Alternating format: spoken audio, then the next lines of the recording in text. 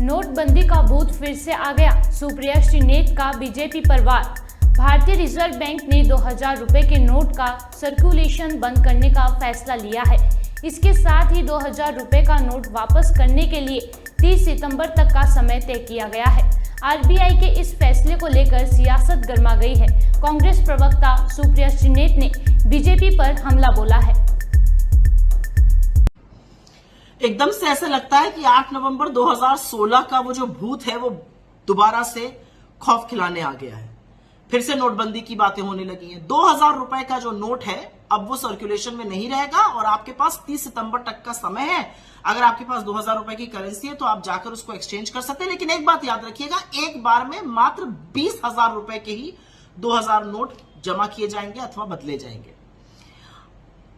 एकदम से हड़कंप सा मच गया है क्योंकि याद तो हो गई आपको 8 नवंबर की वो रात। मित्रों, आज रात से तो हुआ क्या था? मोदी जी ने 500 और 1000 रुपए के नोट को डिमोनेटाइज कर दिया था, मतलब प्रतिबंधित कर दिया था। यह अलग बात है कि 99% प्रतिबंधित पैसा बैंकों के पास वापस आ गया। 16,000 करोड़ रुपए मात्र आरबीआई के पास नहीं आए। लेकिन चौंकाने वाली बात यह है कि नई करेंसी छापने में ही 21,000 करोड़ रुपए खर्चा हो गए और एटीएम रिकैलिब्रेशन अलग से करना पड़ा। तो इससे मिला क्या? आपको समझाती हूं इससे क्या मिला। इससे मिला हमारा जीडीपी ग्रोथ रेट आधा हो गया, 8.2 से 4.1 हो गया। 35 लाख नौकरियां तो तुरंत नष्ट हो गई। कल कारखाने, लघु मध्यम उद्योग बंद हो गए। लेकिन मोदी जी की सेहत पे कोई फर्क नहीं पड़ा। वो अलग बात है कि 7 साल से नोटबंदी का नाम नहीं लेते हैं। उसके बाद अब आगे सुन लीजिए। पहले कहा गया ब्लैक मनी खत्म हो जाएगा। ब्लैक मनी तो बिल्कुल खत्म नहीं हुआ है, जबरदस्त ब्लैक मनी चल रहा है। फिर कहा गया कैश खत्म हो जाएगा।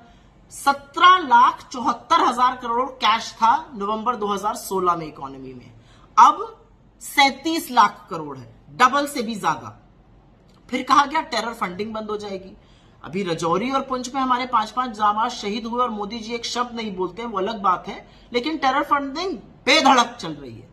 और फिर अंत में कहा गया कि नकली नोट जो है वो बंद हो जाएंगे। 300 करोड़ से ज्यादा के ऊपर के 2016 से अभी तक नकली नोट भी पकड़ दिए गए। तो एक भी ऐसा परिणाम नहीं था, वहां पर भी नीलबटा सन्नाटा रहे। तो अब मुझे सिर्फ ये पूछना है कि जो कुछ मीडिया के साथी कवर फायरिंग देने के लिए ये कह रहे हैं कि मोदी जी और सारी पार्टीज को एक डायरेक्शन में चलना चाहिए, ये क्लीनिंग हो जाएगी, ये कर्नाटक की हार के बाद ही क्लीनिंग याद आई, पहले नहीं आई थी। 2016 से अभी तक जनरल इलेक्शन भी हो गया, तमाम राज्यों के भी चुनाव हो गए। क्या हुआ? एकदम से ऐसा क्या हुआ? और एक बात मैं अंत में और कहना चाहती हूं अपने मीडिया के प्यारे साथियों को, बंधुओं, आज न चिप ढूंढना ना इसको मास्टर स्ट्रोक बताना। नोट आए तब भी मास्टर स्ट्रोक, नोट ले जाया जाए तब भी मास्टर स्ट्रोक। नच्चित भी मेरी पट भी मेरी तो नहीं हो सकता। और थोड़ा सा अपनी विश्वसनीयता का ख्याल रखिएगा।